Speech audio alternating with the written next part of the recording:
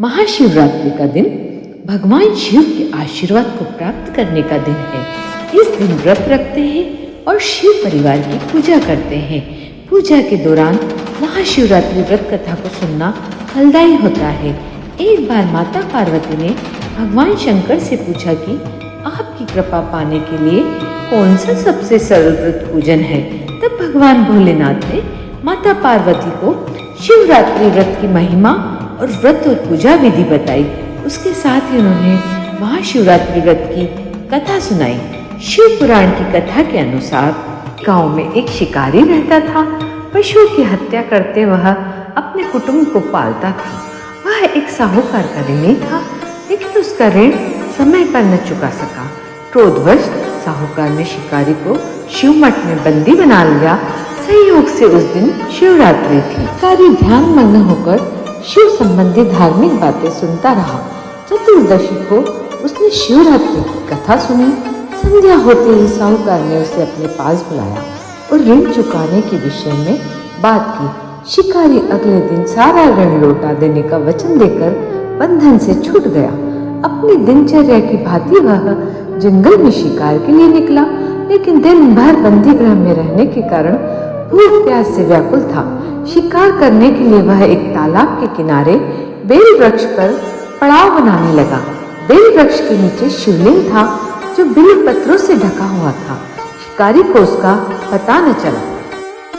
पड़ाव बनाते समय उसने जो टहनियां तोड़ी थी वे संयोग से शिवलिंग पर गिरी। इस प्रकार दिन भर भूखे प्यासे शिकारी का व्रत भी हो गया और शिवलिंग पर बेलपत्र भी चढ़ गए। एक पहर रात्रि का बीत जाने पर एक गर्भिणी मृगी तालाब पर पानी पीने पहुंची।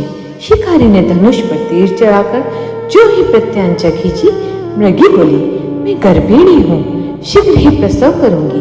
तुम एक साथ दो जीवों की हत्या करोगी जो ठीक नहीं है। मैं तो अपने बच्चे को जन्म देकर शीघ्र ही तुम्हारे सामने प्रस्तुत हो जाऊंगी, तब तुम मुझे मार लेना। शिकारी की प्रत्यंचा ढीली कर दी और मृगी झाड़ियों में लुप्त हो गई। कुछ ही देर बाद एक मृग उधर से निकली। शिकारी की प्रसन्नता का ठिकाना न रहा। समीप आने पर उसने धनुष बाण चढ़ाया। तब उसे देख मृगी ने विनम्रता पूर्वक निवेदन किया, है पार्थी, मैं थोड़ी देर पहले ही मृत्यु से निवृत्त हुई हूँ, कामातुर हूँ, विरहिणी हूँ, अपने प्रिय की खोज में भटक रही हूँ। मैं अपने पति से मिलकर शीघ्र ही तुम्हारे पास आऊंगी। शिकारी ने उसे भी जाने दिया। 2 बार शिकार को खोकर उसका माथा ठनका। वह चिंता में पड़ गया। रात्रि का आखिरी पहर बीत रहा था, तभी एक अन्य मृगी अपने बच्चों के साथ उधर से निकली। शिकारी के लिए यह स्वर्णिम अवसर था। उसने धनुष पर तीर चढ़ाने से देर न लगाई। वह तीर छोड़ने ही वाला था कि मृगी बोली, हे पार्थी, मैं इस बच्चों को पिता के हवाले करके लौटाऊंगी। इस समय मुझे मत मारो। शिकारी हंसा और बोला, सामने आए शिकार को छोड़ दूं?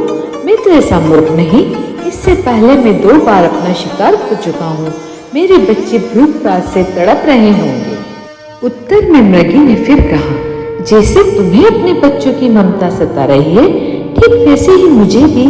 इसलिए सिर्फ बच्चों के नाम पर मैं थोड़ी देर के लिए जीवन दान मांग रही हूँ। हे पार्थी, मेरा विश्वास कर, मैं इन्हें पिता के पास छोड़कर तुरंत लौटने की प्रतिज्ञा करती हूँ। मृगी का दिल स्वर सुनकर उस पर दया आ गई। उसने उस मृगी को भी जाने दिया। शिकार के अभाव में बेल वृक्ष पर बैठा शिकारी बेल पत्र तोड़ तोड़ कर नीचे फेंकता जा रहा था।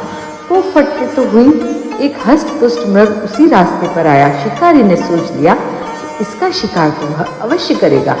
शिकारी की तनी प्रत्यंचा देखकर मृग विनती स्वर में बोला, है पार्थी भाई, यदि तुमने मुझे पूर्व आने वाली 3 मृगियों को छोटे छोटे बच्चों को मार डाला है, तो मुझे भी मारने में विलंब न करो, ताकि उनके वियोग में मुझे एक क्षण भी दुख न सहना पड़े। मैं उन मृगियों का पति हूँ। यदि तुमने उन्हें जीवन दान दिया है तो मुझे भी कुछ क्षण जीवन दान देने की कृपा करो। मैं उनसे मिलकर तुम्हारे सामने उपस्थित हो जाऊं। मृग की बात सुनते ही शिकारी के सामने पूरी रात का घटना चक्र घूम गया। उसने सारी कथा मृग को सुना दी। तब मृग ने कहा, मेरी तीनों पत्नियां जिस प्रकार प्रतिज्ञाबद्ध होकर गई है, मेरी मृत्यु से अपने धर्म का पालन नहीं कर पाएगी। अतः जैसे तुमने उन्हें विश्वास पात्र मानकर छोड़ा है, वैसे मुझे भी जाने दो। मैं उन सबके साथ तुम्हारे सामने शीघ्र ही उपस्थित होता हूँ। उपवास, रात्रि जागरण तथा शिवलिंग पर बेल पत्र चढ़ाने से शिकारी का हिंसक हृदय निर्मल हो गया। उसने भगवत शक्ति का वास हो गया।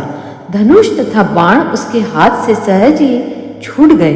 भगवान शिव की अनुकंपा से उसका हिंसक हृदय करुणित भावों से भर गया।